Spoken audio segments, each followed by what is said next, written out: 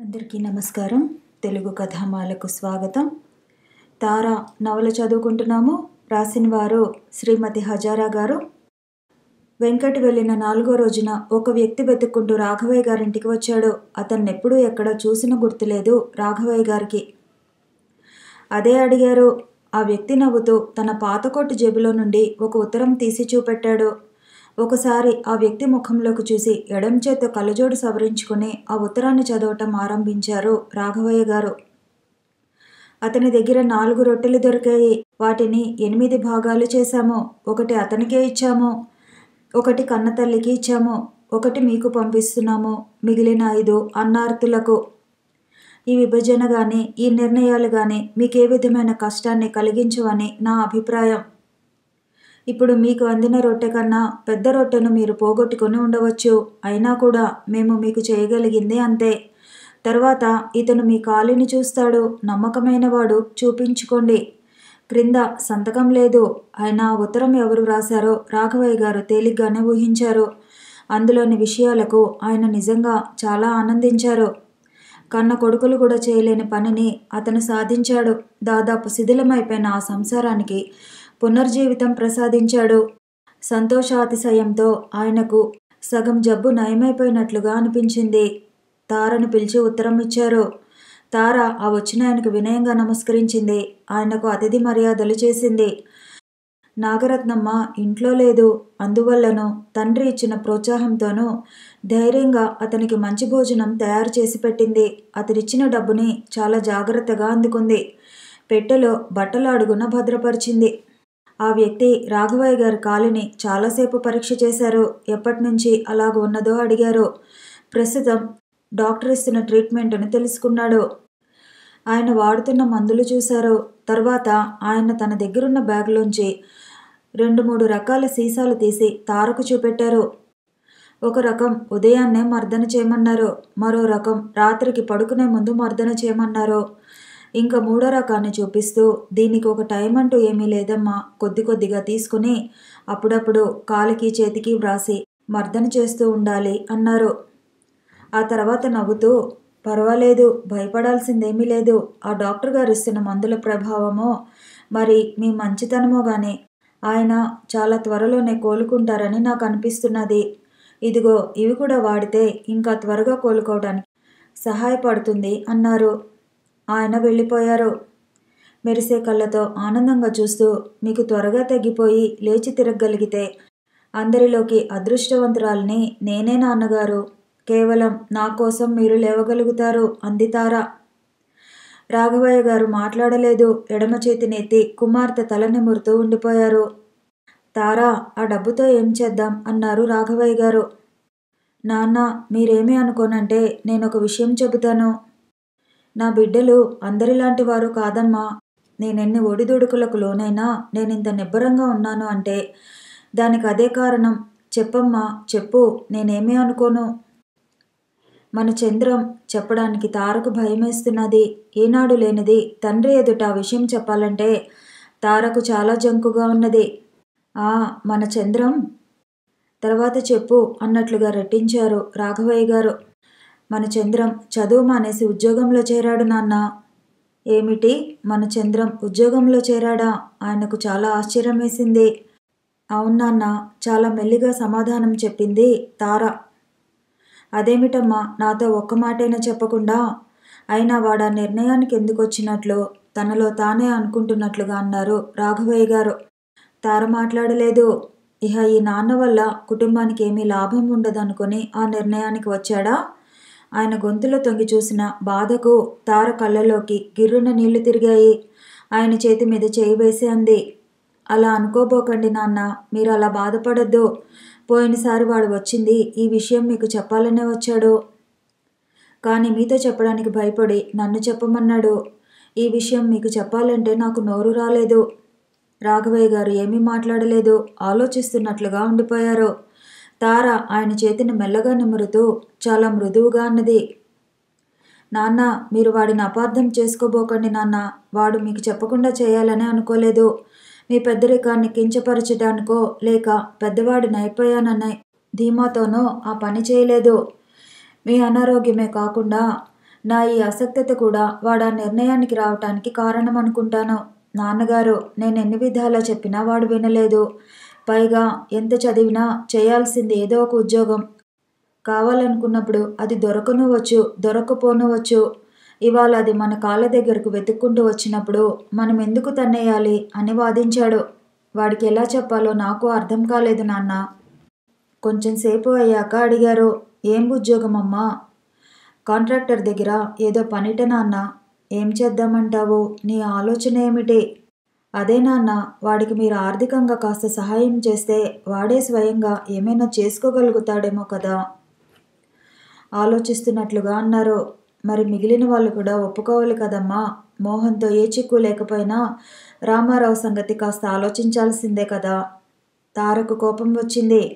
నాన్న పరిస్థితి తెలుపుతూ ఎన్ని ఉత్తరాలు వ్రాసినా ఒక్కసారి కూడా తొంగి చూడలేకపోయాడు.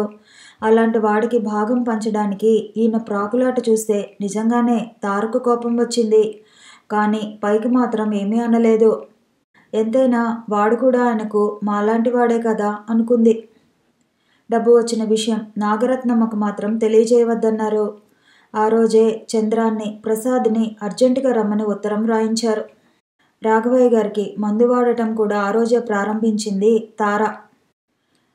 మార్చి 16వ తేదీ 1950. వెంకట్ వెళ్ళాక మళ్ళీ ఏ కబురు తెలియలేదు. రాఘవయ్య గారికి మందులు జాగ్రత్తగా వాడుతోంది తార. ఆ వైద్యుడిచ్చిన నూనె కూడా క్రమం తప్పకుండా మర్దన చేస్తోంది. అలా చేస్తుంటే రాఘవయ్య గారు కూతురి వంక జాలిగా చూసేవారు. ఒకసారి అన్నారు కూడాను, అమ్మా తారా, నువ్వు కేవలం నా కోసమే ఇక్కడ ఉన్నావేమో తల్లి. నిజంగా నువ్వు లేకపోతే ఈ పాటికి నేనేమైపోయి ఉండేవాడినో. చా, అదేమిటి నాన్న అలా అంటారు అంది తార. ఆ రోజు కూడా రాఘవయ్య గారికి మర్దన చేసి చేతులు కడుక్కుని ఇంట్లోకి వచ్చింది. నాగరత్నం అన్నం తినేసి సినిమాకని వెళ్ళింది. తార ఇంకా భోజనం చేయలేదు. రేణుని తండ్రి దగ్గర కూర్చోబెట్టి లోపలికి వెళ్ళింది. కంచం కడుక్కుని అన్నం పెట్టుకోబోతుండగా తండ్రితో ఎవరో మాట్లాడటం వినిపించింది. మళ్ళీ అన్నం కుండ మీద పెట్టేసి గుమ్మంలోకి వచ్చింది తార. బయట వెంకటేశ్వరరావు ఉన్నాడు. అతన్ని చూడంగానే తార గబుక్కున బయటకు వచ్చింది. ఎప్పుడు రావటం? అక్కడంతా బాగున్నారా? అంతా బాగానే ఉన్నారు. నిలబడే ఉన్నావేమిటి? ఇలా రా, ఇలా వచ్చి కూర్చో. నిన్ను చూసి ఎన్నాళ్ళయిందో. మంచినీళ్ళు కావాలా? కొంచెం ఇవ్వు. తెస్తానుండు. 2 అడుగులు లోపలికి వేసిందే మళ్ళీ ఆగిపోయింది తార. వెనక్కి తిరిగి ఆపేక్షగా చూస్తూ అడిగింది, అసలు అన్నం తిన్నావా? తిన్నాను. సరే, మంచినీళ్ళు తెస్తాను. ఖాళీ గ్లాసు తార చేతికిస్తూ పిల్లలేరి అన్నాడు వెంకటేశ్వరరావు. స్వప్న నిద్రపోతోంది. ఇదిగో రేణు ఇక్కడే ఉందిగా. అప్పుడే అతన్ని పరీక్షగా చూసింది. అతడి ముఖంలో జీవకళ లేనట్లుగా, ఏదో భయంతోనూ ఆందోళనతోనూ బాధపడుతున్నట్లుగా పీక్కుపోయి ఎలాగో ఉంది. అతని చూపులు ఇక్కడ చూస్తున్నా ఎక్కడో ఆలోచిస్తున్నాడని స్పష్టంగా తెలుస్తూనే ఉన్నది. శూన్యంగా ఉన్న అతని చూపులు, జీవం లేని ఆ మాటలు, పరధ్యానపు చేష్టలు తారకు ఏదో అనుమానం వేసింది. ఏం జరిగింది? ఎందుకలా ఉన్నాడు? వెంకటేశ్వరరావు తార పిలుపుకు ఉలిక్కిపడ్డాడు. ఏమిటయ్యా, ఏం జరిగింది? అబ్బే, ఏం లేదే, ఏముంది జరగటానికి అన్నాడే గాని ఆ మాటల్లో తెచ్చిపెట్టుకున్న బింకం కనిపిస్తూనే ఉంది. అత్తయ్య, మామయ్య కులాసాగా ఉన్నారా? ఆతృతగా అడిగింది. అంతా బాగానే ఉన్నారు. మీ బావగారి కబుర్లు ఏమైనా తెలుస్తున్నాయా? వెంకట్ ఇప్పుడు నూజెల్లలోనే ఉన్నాడు. నూజెల్లలోనా? ఆశ్చర్యంగా అడిగింది తార. అవును, నూజెల్లలోనే. కొద్దిగా జ్వరం వస్తున్నదని ఇంటికి వచ్చేశాడు. గబుక్కున మంచం మీద నుంచి లేవబోయారు రాఘవయ్య గారు. ఏమిటి వెంకటేశ్వరరావు, నువ్వు చెప్పేది నిజమేనా? బాబుకు జ్వరమా? ఆదుర్దాగా కంగారుగా అడుగుతున్న రాఘవయ్య గారి దగ్గరకు గబుక్కున వచ్చాడు వెంకటేశ్వరరావు. ఆయన్ని మెల్లగా వెనక్కు పడుకోబెడుతూ, మీరేం కంగారు పడబోకండి పెదనాన్న. వెంకట్కి ఏమీ కాలేదు. అతను క్షేమంగానే ఉన్నాడు. ఏదో కాస్త జ్వరం అంతే. కాదు, ఏదో ఉంది. నువ్వు దాస్తున్నావు. నిజం చెప్పవు. ఉత్త జ్వరమే అయితే నువ్వు అలా ఉండవు. బాబు, నిజం చెప్పవు. వెంకట్కి ఏమైంది? రాఘవయ్య గారి కళ్ళల్లోకి జిగున నీళ్లు వచ్చేశాయి. అప్పటి వరకు ఒక విధమైన అచేతనావస్థలో ఉన్న వెంకటేశ్వరరావు ఆయన్ని చూసి కాస్త సర్దుకుని జాగ్రత్త పడ్డాడు. నిజం పెదనాన్న, ఏం లేదు, ఉత్త జ్వరమే. నా మాట నమ్ము, ఏమీ లేదు, ఆయన చేతిలో చేయి వేస్తూ అన్నాడు. బిక్కముఖంతో నిలబడిపోయిన తార వంక చూస్తూ అన్నాడు. ఏం భయం లేదక్కా, మామూలు జ్వరమే, పర్వాలేదు, అదే తగ్గిపోతుంది. కాకపోతే ఇంట్లోనే ఉన్నాడు కదా, పిల్లల్ని చూడాలిట, ఏం తోచడం లేదట, అందుకని నిన్ను పిల్లల్ని తీసుకురమ్మన్నాడు. భయంగా అనుమానంగా చూసింది. త్వరగా బయలుదేరితే 3 గంటల బండికి వెళ్ళవచ్చు. ఇహ భోజనం చేయాలనిపించలేదు తారకు. గ్లాసుడు మంచినీళ్లు తాగేసింది. రాఘవయ్య గారు వెంకటేశ్వరరావుని అనేక ప్రశ్నలు వేస్తూ అసలు విషయం ఇంకేమైనా ఉందేమోనని, దాన్ని తెలుసుకోవాలని ప్రయత్నం చేస్తున్నారు. తార గబగబా తనవి పిల్లలవి బట్టలు సర్దుకుంది. రేణు సామాన్లన్నీ సర్దుకుంది. తండ్రి దగ్గరకు వచ్చి బావురుమంది. రాఘవయ్య గారు ఎన్నో విధాలుగా ధైర్యం చెబుతూ ఊరడించారు. ఆయనకు మనసులో భయంగానే ఉన్నది. కానీ తన అధైర్యం కనిపెడితే తార ఇంకా బేజారైపోతుంది అని లేని గాంభీర్యాన్ని కుమార్తె ముందు ప్రకటిస్తున్నారు. తార దుఃఖానికి 2 కారణాలు. ఒకటి వెంకట్రత్నం ఎలా ఉన్నాడో ఏమిటో అనే బెంగ అయితే, రెండోది రాఘవయ్య గారు. ఆయనకు సాయంత్రం ప్రొద్దుట మందులు మర్దన ఒకటేమిటి, పసిపిల్లవాడికి చేసినట్లుగా ప్రతి పని ఆయనకు చేయవలసిందే. కానీ ఎవరు చేస్తారు, ఎవరు చూస్తారు? పర్వాలేదమ్మా, ఊరుకో, ఏడవబోకు, చూడు, ఎవరూ లేకపోతే మీ అమ్మాయి చేస్తుంది. గబుక్కున్న తారకు ఒక ఆలోచన వచ్చింది. కళ్ళు తుడుచుకుంటూ లేచి అద్దుకున్న వాళ్ళ ఇంట్లోకి వెళ్ళింది. వాళ్ళ అబ్బాయి పరీక్ష తప్పి ఇంట్లోనే ప్రైవేటుగా చదివి పరీక్షకు వెళ్తున్నాడు. అతనికి అన్నీ వివరించి చూడమని చెప్పింది. వాళ్ళు సంతోషంగా ఒప్పుకున్నారు. ఆవిడ కూడా తార కళ్ళు తుడుస్తూ, బాధపడబోకమ్మా, రోజులన్నీ ఒకేలా ఉండవు, తప్పకుండా అంతా మంచి జరుగుతుంది. ముఖ్యంగా నీ మంచితనమే అందరినీ కాపాడుతుంది. పసుపు కుంకుమలతో 100 ఏళ్ళు చల్లగా ఉంటావు. దేవుడు మిమ్మల్ని తప్పకుండా ఆశీర్వదిస్తాడు అంటూ ఓదార్చుతూ కుంకుమ బొట్టు పెట్టి దీవించింది. దేవుడా, ఆశ్చర్యపోయింది తార. పెళ్లి కాక పూర్వం ఎప్పుడో 1 అర దేవుడంటూ పూజలు చేసిందేమో కానీ ఆ తర్వాత మాత్రం దేవుణ్ణి పూర్తిగా మర్చిపోయింది. మంచితనమే దేవుడు అనే వెంకట్ బాటలోనే సాగిపోతున్న తారకు మళ్ళీ దేవుడు ఇప్పుడు గబుక్కున ఎదురయ్యాడు. ఆ అబ్బాయిని తీసుకొచ్చి రాఘవయ్య గారు మందులన్నీ చూపించింది. ఏ మందు ఎప్పుడు వేయాలో చెప్పి, ఏ నూనె ఎప్పుడు మర్దన చేయాలో అన్నీ వివరంగా చెబుతూ ఊరే కన్నీటిని తుడుచుకుంది. తార నూజెల్ల ఇంటికి వచ్చేసరికి ఇంకా 4 గంటలు కూడా కాలేదు. ఇంటి చుట్టూ నిలబడి ఉన్న పోలీసుల్ని చూడగానే తారకు పై ప్రాణాలు పైనే పోయాయి. వెంకటేశ్వరరావు, ఏమిటిదంతా? వెంకట్రత్నం ఇంట్లోనే ఉన్నాడు కదక్కా, అందుకని ఈ ఇంటికి మరో విప్లవకారుడు ఎవరైనా వస్తే పట్టుకోవచ్చని వెంకట్ పారిపోకుండాను కాపలా ఉన్నారన్నమాట. వెంకట్ భార్యాపిల్లలు అని పోలీసులకు చెప్పి లోపలికి తీసుకొచ్చాడు. పిల్లలను చూడగానే భోరుమంది సత్యవతి. కళ్యాణి కూడా అక్కడే ఉన్నది. గబుక్కున ఎదురొచ్చి వదిన చేయి పట్టుకుంది. ఆమె కళ్ళ నిండా నీళ్లు నిండి బుగ్గల మీదికి జారిపోతున్నాయి. గిరిజ పద్మజనెత్తుకుని విచారంగా చూస్తూ క్రింది పెదవిని పంటితో నొక్కుతూ నించున్నది. రేణుకుని తీసుకుని దమయంతి ఏడ్చేస్తున్నది. వీళ్ళందరినీ చూడగానే తారకు చాలా భయం కలిగింది. అసలేదో జరిగిపోయిందనే అనుకుంది. గబుక్కున గదిలోకి అడుగుపెట్టింది. లోపల మంచంలో అబ్బా, వెంకట్ ఉన్నాడు. వాళ్ళందరినీ చూడగానే అసలు ప్రాణంతో ఉన్న వెంకట్ను చూడగలనా అనే భయంతో లోపలికి వచ్చిన తార వెంకట్ను సజీవంగా చూసి తేలిగ్గా గాలి పీల్చుకుంది. కానీ బాగా చిక్కిపోయి చాలా నీరసంగా మగతగా పడుకుని ఉన్న వెంకట్ని చూస్తూ ఏమిటి ఇలా అయిపోయారు అనుకుంటూ కంగారుగా దగ్గరకు వెళ్ళింది.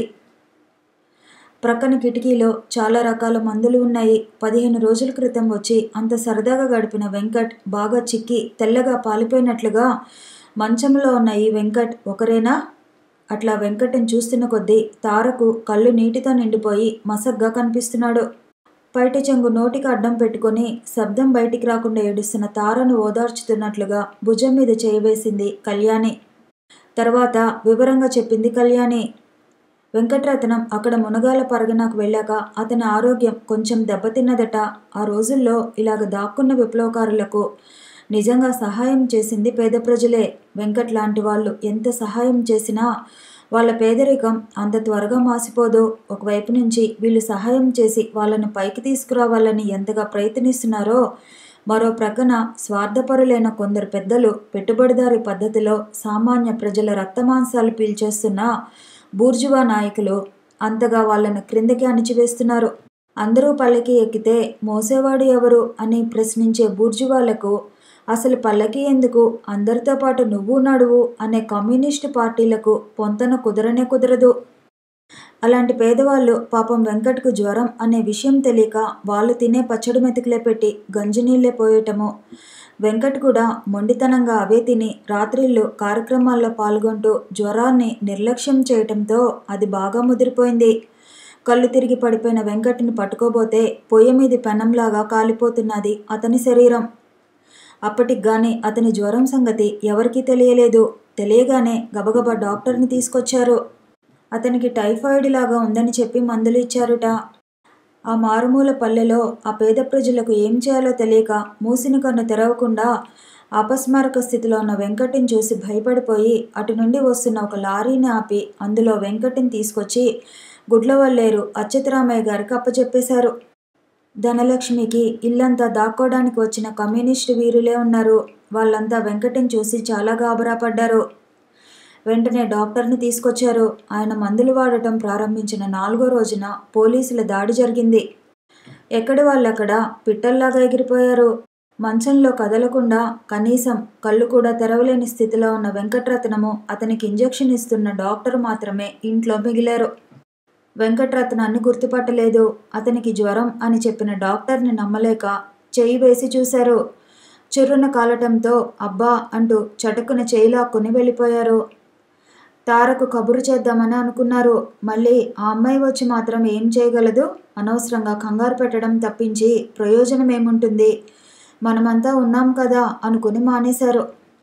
మార్చి 14వ తేదీ వెంకటరత్నం ఆచూకీ తెలుసుకుని మరీ వచ్చారు పోలీసులు. అందరూ తప్పించుకున్నారు. కాకపోయినా వాళ్ళు కేవలం వెంకట్ కోసమే వచ్చారు. బ్రిటిష్ సైన్యానికి అల్లూరి సీతారామరాజుని పట్టుకోవటం ఎంత అసాధ్యమైందో వీళ్లకు వెంకట్ని పట్టుకోవటం అంతకన్నా కష్టతరమైపోతున్నది. అందుకే అచేతనంగా పడి ఉన్న వెంకట్ కోసం అర్జెంటుగా వచ్చి పడ్డారు. అప్పటికి డాక్టర్ కూడా అక్కడే ఉన్నాడు. ఈసారి పోలీసులు వెంకటరత్నాన్ని బాగా పరిశీలించి చూసి అతను వెంకట్ అనే నిర్ధారణ చేసుకున్నారు. వాళ్ళ దృష్టిలో వాళ్ళుంటే, ప్రభుత్వం దృష్టిలో విప్లవకారులంతా దేశద్రోహులు కాబట్టి అలాంటి దేశద్రోహులకు వైద్యం చేయటం మహానేరం అని చెప్పి డాక్టర్ని కూడా కొట్టారు. ఇంకెప్పుడు ఇలాంటి నేరాలు చేయవద్దని వార్నింగ్ ఇచ్చి పంపేశారు. ఇక వాడే చేస్తాడు అనుకున్నారో ఏమో, వెంకటరత్నాన్ని అలాగే వదిలేసి వెళ్ళిపోయారు. ఈ విషయం అందరికీ తెలిసిపోయింది. అసలు పత్రికలలో కూడా బాహాటంగా ప్రకటించారు. వెంకటరత్నానికి వైద్యం చేయటానికి ఎవరూ సాహసించవద్దని, అలా ఎవరైనా వైద్యం చేసినట్లుగా తెలిస్తే చట్టరీత్యా కఠినమైన శిక్షను అనుభవించాల్సి వస్తుందని ప్రకటనలు కూడా చేశారు. అది చూశాక ప్రతి డాక్టరు భయపడిపోతున్నారు. ఎవరు ముందుకు రాలేదు. వెంకట్ పరిస్థితి రోజురోజుకు దిగజారిపోతున్నది.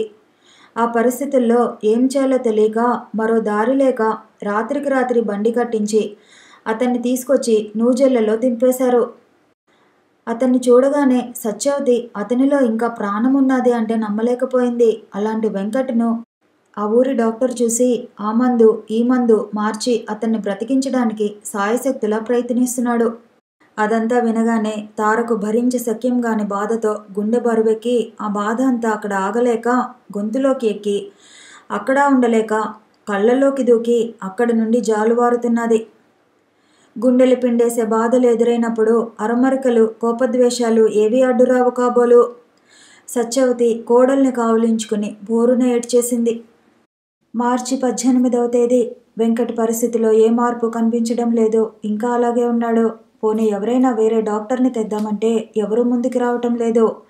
ఆ సమయంలో ఏం చేయాలో కూడా అర్థం కాకుండా బుర్రలు మొద్దుబారిపోతున్నాయి. ఎవరికి నిద్రాహారాలు లేవు. అందరూ కలిసి మృత్యువుతో హోరాహోరీ పోట్లాడుతున్నట్లుగా ఉంది. అచేతనంగా పడి ఉన్న వెంకట్ని చూసి నిశ్శబ్దంగా కళ్ళు తుడుచుకోవటం తప్ప మరో వ్యాపకమే లేకుండా పోయింది. ఇంక ఈ డాక్టర్ల వల్ల ఏమీ ప్రయోజనం లేదు, నిరాశగా అన్నాడు వెంకటేశ్వరరావు. మరేం చేద్దాం ఆదుర్దాగా అన్నది కళ్యాణి. అదే ఏం చేయాలో తెలియడం లేదు అనే భావంతోనూ ఏమీ చేయలేకపోతున్నామే అనే ఆవేదనతోనూ వెంకట్ని అసలు ప్రాణాలతో దక్కించుకోగలమా అనే ఆందోళనతోనూ కళ్ళనీళ్లు పెట్టుకోవటం తప్ప మరో దారి చూసే ఆలోచనే తట్టడం లేదు.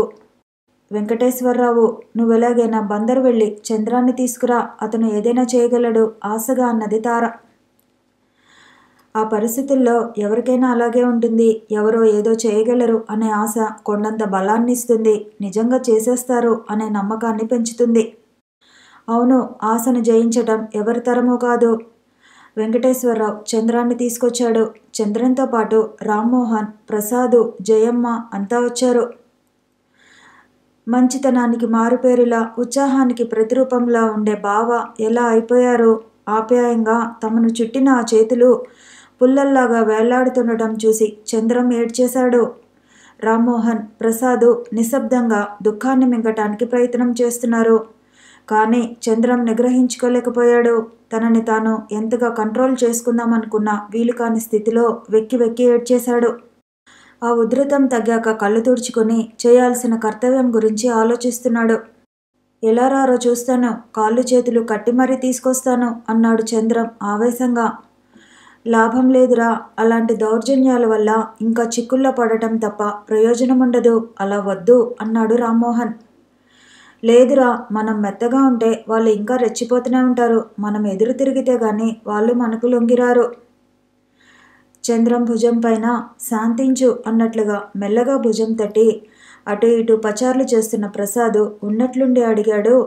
తారా, గుడివాడలో మన బంధువులో ఒక ఆయన డాక్టర్గా ఉండాలి కదూ? తారకు అంత కష్టంలోనూ నవ్వొచ్చింది. ఎంత అమాయకుడివి ప్రసాద్. నాన్నకు వైద్యం చేయమంటేనే మొహం చాటు చేసుకున్న అతను ఈయనకు చేస్తాడా అంది నిరాశగా. అతను చేయటమేమిటి, మనం చేయించుకోవాలి గాని. ఎవరతను మామయ్య? అతని పేరేమిటి? అతని అడ్రస్ తెలుసా? తీవ్రంగా అడిగాడు చంద్రం. అలాగా ఆవేశపడబోకురా చంద్రం. ఇప్పటికే ఇన్ని చిక్కుల్లో ఊపిరాడక సతమతమైపోతున్నాం. ప్రపంచంలో ఎంతమంది లేరు చెప్పు? అందరిలాగా మనము ఉంటే ఈ బాధలు, ఈ సమస్యలు ఉండేవే కాదు కదా. మీ బావగారి ఆవేశానికే ఇంత పిచ్చివాళ్ళం అయిపోతుంటే ఇహ నువ్వు కూడా అలాగే తయారవబోకు ఆవేదనగా అన్నది తార. నువ్వేమీ భయపడబోకక్క, నేను వెళ్తాను. మంచిగా మర్యాదగా పిలుస్తాము. వాడు రాడా? వస్తాడు. రాను అంటూ మొండికేస్తే ఏం చేయాలో, ఎలా తీసుకురావాలో తర్వాత ఆలోచిస్తాం అనునయంగా అన్నాడు రామ్మోహన్. అతని పేరు అట్లూరి రాఘవయ్య. అవునా? ఇందాకటి నుంచి అదే ఆలోచిస్తున్నట్లుగా అడిగాడు ప్రసాద్. మార్చి 27వ తేదీ. వెంకట్రత్నం కొంచెం పర్వాలేదు అనే పరిస్థితిలో ఉన్నాడిప్పుడు. ప్రమాద స్థితిని దాటాడు. ఈ ప్రపంచంలో ఏ పనైనా సరే నయానో భయానో సాధించుదాము అనుకుంటే అది నయాన మాత్రం సాధ్యం కాదు. తప్పనిసరిగా అది భయాననే జరిగి తీరుతుంది. ఆ రోజు అట్లూరి రాఘవయ్య గారిని కూడా మర్యాదగా రమ్మంటే రానని మొరాయించారు. అప్పుడిహ గత్యంతరం లేక దౌర్జన్యంతోనే అతన్ని తీసుకురాగలిగారు. వచ్చి చూడగానే లాభం లేదు, ఈ కేసు తీసుకోను అనేశాడు. ఒకవైపు సత్యవతి, మరోవైపు తార ఆయన 2 కాళ్ళు పట్టుకుని ఏడ్చేశారు. ఆ ఇంట్లో కాస్త బిగ్గరగా ఏడవనూకూడదు, మాట్లాడుకోనూకూడదు. కారణం ఇంటి చుట్టూ కాపలా కాస్తున్న పోలీసులు. అంతకంటే ఘోరమైన దురదృష్టం మరోటి ఉండదేమో. ఏడవటం కూడా నిశ్శబ్దంగానే ఏడవాలి. కుళ్ళి కుళ్ళి ఏడుస్తున్న వాళ్ళని చూసి డాక్టర్ హృదయం ద్రవించింది కాబోలు. వెనక్కు తిరిగి వెంకట్రత్నం మంచాన్ని సమీపించారు. ఆ క్షణం నుంచి అతను వారం రోజుల పాటు ఇహ ఇంటికెళ్ళలేదు. రాత్రింబవళ్ళు వెంకటి దగ్గరే ఉండి దాదాపు మృత్యుకోరల్లో చిక్కుకుని సగం నలిగిపోయిన వెంకటిని ఎలాగో రక్షించగలిగాడు. బయట జనానికి వెంకట్రత్నం అవసాన దశలో ఉన్నాడనే వార్త విపరీతమైన ఆందోళన కలిగించింది. అతన్ని చూడ్డానికి జనం గుంపులు గుంపులుగా రావటం ప్రారంభించారు. బయట పోలీసులు కాపలా కూడా అధికంగానే ఉన్నది.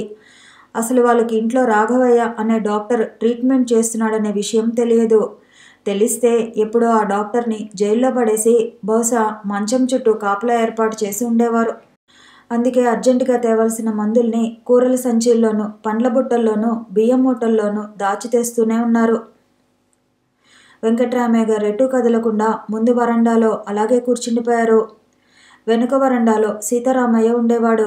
ఎప్పుడైనా పోలీసులు చెకింగ్ చేయడానికి లోపలికి వస్తుంటే చిన్నగా శబ్దం చేసేవారు. అది అర్థం చేసుకుని లోపలి వాళ్ళు జాగ్రత్త పడేవారు. అతన్ని చూడ్డానికి వస్తున్న జనాన్ని మొదటి రోజు పోలీసులు అడ్డగించడానే వెనక్కు తగ్గారు. కానీ రెండో రోజు నుండి మాత్రం పోలీసుల్ని లెక్క చేయలేదు, ఎవరిని లెక్క చేయలేదు. మీరు కాదు కదా మిమ్మల్ని సృష్టించిన ఆ శక్తి అడ్డం వచ్చినా ఆగేది లేదు అన్నట్లుగా తోసుకుని మరీ వచ్చేశారు. ఇంకా చేసేది లేక వెంకట్ పడకను కిటికీకి దగ్గరగా మార్చారు. ఆ వచ్చేవాళ్ళంతా కిటికీ నుంచి చూసి వెళ్తుండేవారు. వెంకటరత్నానికి ప్రమాద స్థితి దాటిపోయిన తర్వాత వెంకటేశ్వరరావు గది లోపలనే ఉండి ఆ వస్తున్న వాళ్ళు ఎవరెవరో అందరికీ చెబుతుండేవాడు. వాళ్ళంతా మారువేషాల్లో వస్తుండేవారు. బుడబుక్కలవాడుగాను, కోయదొరల్లాగాను, మార్వాడీల్లాగాను, గొర్రెల కాపర్లుగాను ఎన్నో వేషాల్లో వస్తుండేవారు. వాళ్ళంతా ఎంతో పేరు ప్రఖ్యాతులు గాంచిన గొప్ప గొప్ప విప్లవ నాయకులు, కమ్యూనిస్టు పార్టీ రథానికి చక్రాల్లాంటి వాళ్ళు. అప్పుడప్పుడు చిన్న చిన్న కాగితాల పొట్లాలు, దేవుడి కుంకుమ, బాబుకెట్టండి తగ్గిపోతాది అంటూ ఇచ్చి వెళ్తుండేవారు. ఆ తర్వాత అవి విప్పితే అందులో కుంకుమతో పాటు ఏదో వ్రాసి ఉండేది. కొందరికి మరి పల్లెటూళ్ళలోని పేదలకు నిజంగా వెంకట్ అంటే దేవుడి కన్నా ఎక్కువ. ప్రతి ఇంట్లోనూ వెంకటరత్నం ఫోటో ఉండేది. అవును, మరి వాళ్ళ ప్రతి అవసరాన్ని వెంకటరత్నమే తీర్చేవాడు. నిద్రపోతున్న కార్మికులను, కష్టపడటం తప్ప ఆలోచించడం చేతకాని కర్షకులను మేలుకొలిపి వాళ్ళలో ఆలోచనా శక్తిని పెంచి, విజ్ఞాన సముపార్జనలో ఆసక్తిని పెంచి వాళ్ళను కూడా మనుషులుగా, వ్యక్తులుగా నిలబెట్టినవాడు వెంకటరత్నం.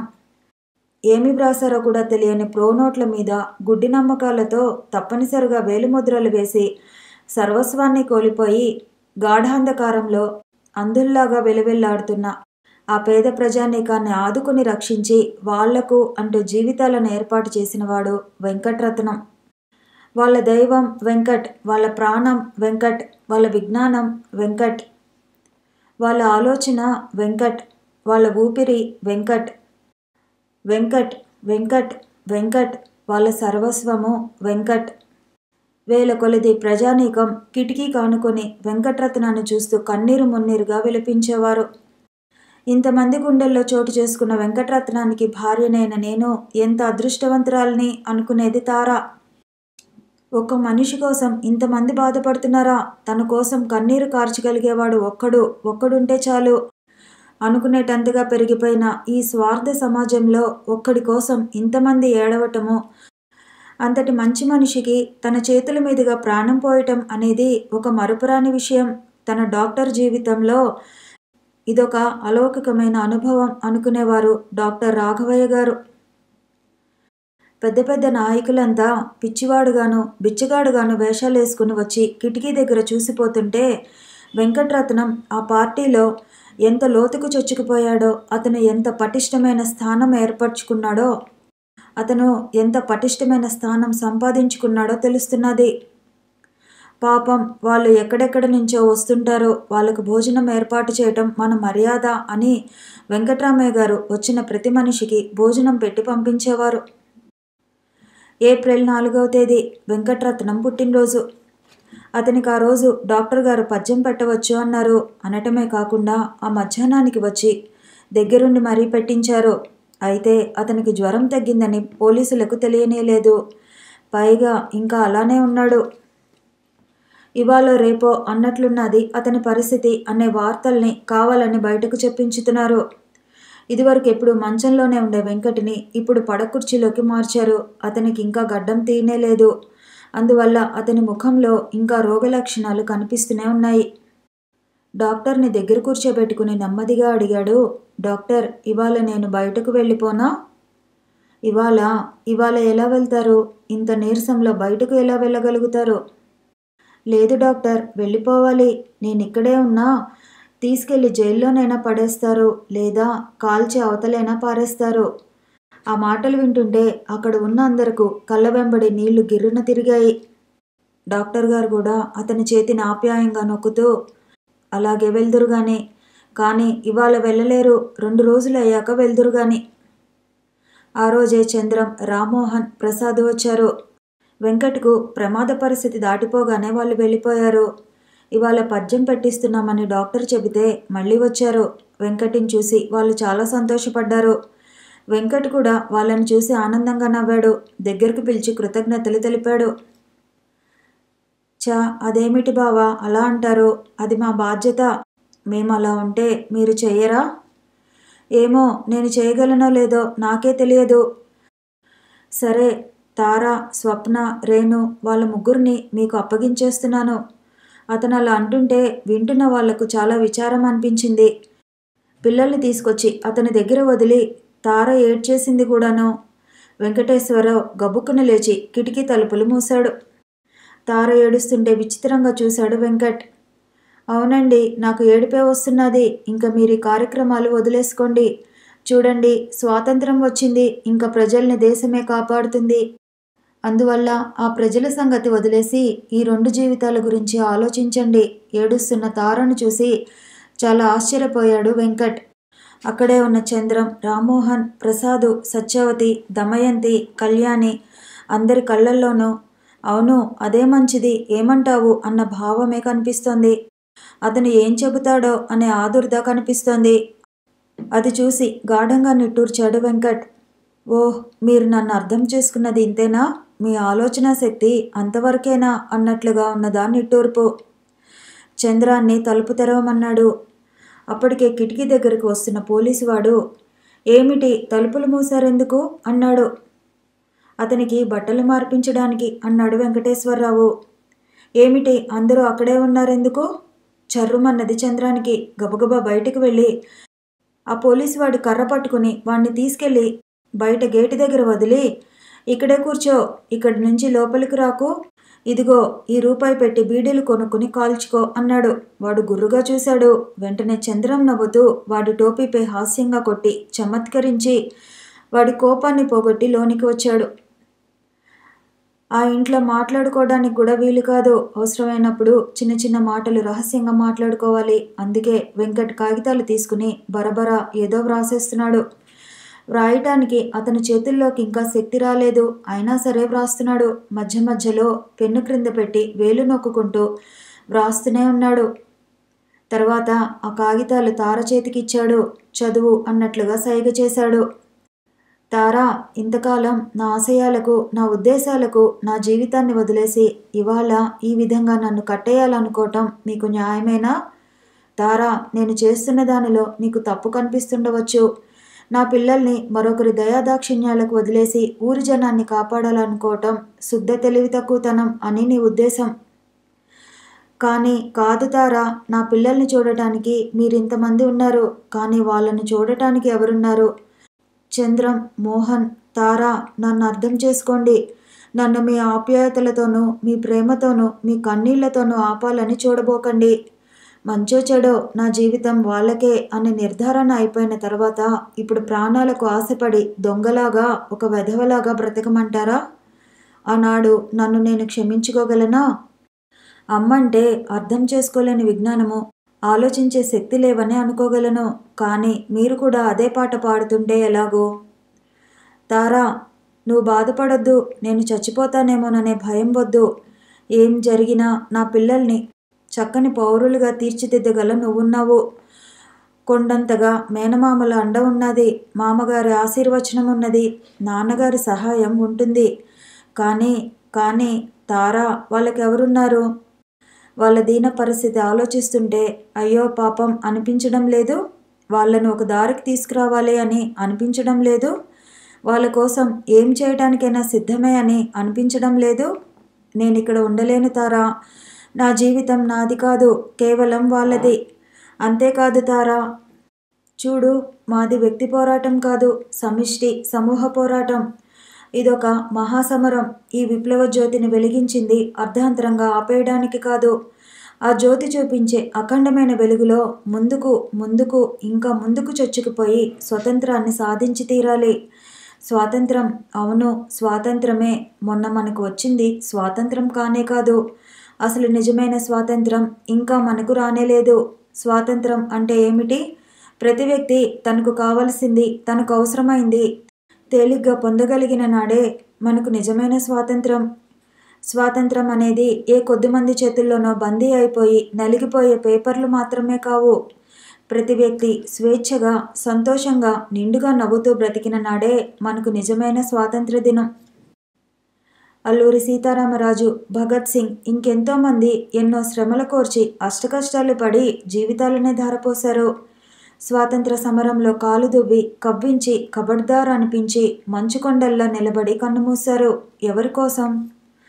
మన్య ప్రజలు ఎవరు? ఆనాడు స్వాతంత్ర సమరంలో ప్రజాక్షేమం కోసం, దేశ సౌభాగ్యం కోసం అసువులు బాసిన అమరవీరులు నిజంగా ధన్యులు. కానీ కేవలం వాళ్ళ త్యాగాల వల్లనే మన దేశ జాతీయ జెండా ఎగరటం లేదు. ఇంకెంతోమంది అజ్ఞాత వ్యక్తులు, అనన్య సామాన్యమైన ప్రతిభాశక్తులు మరుగున పడిపోయాయి. ఎందరో మహానుభావులు చేయని నేరాలను నెత్తిన వేసుకుని ఇంకా అజ్ఞాతవాసంలోనే ఉన్నారు. అసలు స్వాతంత్రం రావాల్సిన వాళ్లకు స్వాతంత్రం రాలేదు. వాళ్ళ జీవితాలలో ఏ మార్పు లేదు. మార్పు తీసుకురాని స్వాతంత్రం స్వాతంత్రమేనా? అందుకే నేను ఇంకా స్వాతంత్రం రాలేదనే అంటాను. సీతారామరాజు త్యాగానికి, పట్టుదలకు, అతని పోరాటానికి అర్థమే లేకుండా పోయింది. వాళ్ళు అలాగే ఉండిపోయారు. అందుకే తారా, అందుకే మా ఈ పోరాటం. దొంగలు ఇంటపడి దోచుకోవటం అంతా అయిపోయాక మనం అరిచి కేకలు వేసినా పోతారు, వేయకపోయినా పోతారు. వాళ్ళను పొమ్మని మనం చెప్పాల్సింది మొదట్లో, కానీ ఇప్పుడు కాదు. మన దేశం కూడా అంతే. సంపదలన్నీ తరిగిన మన దేశంలో దోచుకోవడానికి ఇంకా ఏం మిగిలి ఉందని ఆంగ్లేయులు ఇక్కడే ఉంటారు. స్వర్ణయుగమని, సర్వసంపదలతో అలరారు పుణ్యభూమి మన భారతదేశమని విన్నాము. అలాంటి దేశం ఎటు చూసినా నిండుగా ఉన్న మన దేశ సౌభాగ్యాన్ని దోచుకోవటానికి వచ్చిన తెల్లవాడికి ఆశ్రయం ఇచ్చిందెవరు? స్వార్థపరులైన కొందరు భారతీయులు. అల్లూరి సీతారామరాజుని కాల్పించిందెవరు? తోటి భారతీయుడు భగత్ సింగ్ను చంపించిందెవరు? అంతేకాదు, దేశ సౌభాగ్యాన్ని సర్వనాశనం చేసి ఈ దౌర్భాగ్య స్థితికి తీసుకువచ్చిందెవరు? అంతెందుకు, ఈనాడు మమ్మల్ని చంపుతున్నదెవరు? ఏ దేశ ప్రజల కోసం రక్త తర్పణం జరుగుతున్నదో వాళ్ళలో వాళ్లే వీళ్ళును. 200 సంవత్సరాలు దోపిడీ చేసిన తర్వాత మన దేశంలో ఇంకా ఏ సంపదలు మిగిలి ఉన్నాయని ఆంగ్లేయులు ఇక్కడే ఉంటారు. ఇవాళ కాకపోతే రేపైనా వాళ్ళు వెళ్ళిపోతారు. కానీ మన దేశంలోనే, మన మధ్యలోనే మిగిలిపోయిన స్వార్థపరులు, డబ్బు పిశాచులు, అధికార దాహంతో కళ్ళు మూసుకుపోయి ప్రవర్తిస్తున్న దేశద్రోహులు ఉన్నారే, వాళ్ళను పట్టుకోవాల్సింది. మన స్వాతంత్రం ఉన్నది వాళ్ళ బీరువాల్లోనే. దాన్ని బయటికి లాగి ప్రతి వ్యక్తికి పంచగలిగిన నాడే మనకు నిజమైన స్వాతంత్ర దినం. నేను కలలు కనే రోజు ఆ రోజు. నేను ఎదురు చూసేది ఆ సౌభాగ్యం కోసం. నాకు కావలసింది, నేను చూడాలనుకుంటున్నది ఆ సంబరాన్ని. ఊరికొక జెండా, వీధికొక జెండా ఎగరగానే మనకు స్వాతంత్రం వచ్చేసినట్లు కాదు. ప్రతి వ్యక్తి తాను ఒక మనిషినేననే నమ్మకంతో హాయిగా నవ్వుతూ నిండుగా స్వేచ్ఛగా బ్రతకగలిగిన రోజున ఏ జెండా ఎగరకపోయినా మన దేశంలో మేము స్వతంత్రంగానే ఉన్నాము, హాయిగా బ్రతుకుతున్నాము అని గొంతెత్తి చాటి చెప్పే ప్రజలే అసలైన జెండాలు. ఖద్దరు పంచెలు కట్టి తెల్ల టోపీలు పెట్టుకొని జెండా పట్టుకోగానే దేశ నాయకులైపోరు. దేశ సౌభాగ్యం కోసం, ప్రజా శ్రేయస్సు కోసం, సగటు మానవ జీవనం కోసం రాత్రింబగళ్ళు రక్తాన్ని చెమటగా మార్చి శ్రమపడే కార్మికులు, మన దేశ సంపదలకు మూలస్తంభాలుగా, పట్టుకొమ్మలుగా నిలబడి భూతల స్వర్గం చేస్తున్న కర్షకులు, వీళ్ళు నిజమైన నాయకులు. ఆ న్యాయం చేకూరే వరకు, ఆ శాంతి నెలకొనే వరకు మా పోరాటం ఆగదు. ఇవాళ నన్ను కాల్చేసేయగలరు, కానీ నా ఆత్మఘోషను కాల్చలేరు. ఒక వెంకటను చంపితే ఆ శక్తి 10 వెంకటలుగా, 1000 వెంకటలుగా, 1,00,000 వెంకటలుగా విజృంభిస్తుంది. ఇది నాతోనే అంతం కాదు. మరెంతమందో వెంకట్లు పుట్టాలి. అదే శక్తి, విప్లవ శక్తి. ఆ శక్తి అంతే ఇంతే మహోన్నతమై దేశంలోని ప్రజాసముద్రాన్ని లేపి ఒక మహా విప్లవం చెలరేగి పెచ్చిపెరిగిపోతున్న అన్యాయాల్ని, అక్రమాల్ని కూకటి వేళ్లతో సహా పెకిలించి వేస్తుంది. నేను కలలు కనే ఆ రోజు రేపు రావచ్చు, ఎల్లుండి రావచ్చు, 1 సంవత్సరానికి రావచ్చు. ఎక్కడి నుండో వచ్చిన తెల్లవాడిని తరమకొట్టడానికే అన్ని సంవత్సరాలు పడితే మన మధ్యలోనే ఉండి వెన్నుపోటు పొడుస్తున్న సంఘద్రోహులను పట్టి తరమటానికి, ఆ చీడపురుగులను సమూలంగా నాశనం చేయడానికి మరెన్ని సంవత్సరాలు పడుతుందో కదా. ఏనాటికైనా ఆ రోజు వస్తుంది, వచ్చి తీరుతుంది. అదే నా కమ్యూనిజం. ఆ రోజున, ఆ సమానత్వం వచ్చిన రోజున, ఆ సోషలిజం సమకూరిన రోజున మీరు చెప్పకుండానే నేను వచ్చేస్తాను తారా. అప్పటి వరకు మాత్రం నన్ను నాకు వదిలేయండి. అది చదివిన తర్వాత తార ఏం చేయగలదు? చంద్రం ఏం చేయగలడు? సత్యవతి ఏం చేస్తుంది? ఎవ్వరూ ఏమీ చేయలేము అన్నట్లుగా కళ్ళు మూసుకుని పడకుర్చీలో వెనక్కి వాళ్ళు కూర్చున్న అతను వంకే చూస్తున్నారు. అలా చూస్తుంటే ఈ వెంకట్ మన మధ్య తిరుగుతూ మనతో ఉన్నా మనం అందుకోలేనంత ఎత్తుకు ఎదిగిపోయాడు అనే ఆశ్చర్యము, అలౌకికమైన ఆనందము, భాషగందని భక్తిభావము వాళ్ళ కళ్ళల్లో స్పష్టంగా కనిపిస్తున్నది. కథ కొనసాగుతుంది. మళ్ళీ కలుసుకుందాము. ఈ వీడియో నచ్చితే లైక్ చేయండి, షేర్ చేయండి, కామెంట్ చేయండి, ఛానల్ని సబ్స్క్రైబ్ చేయండి.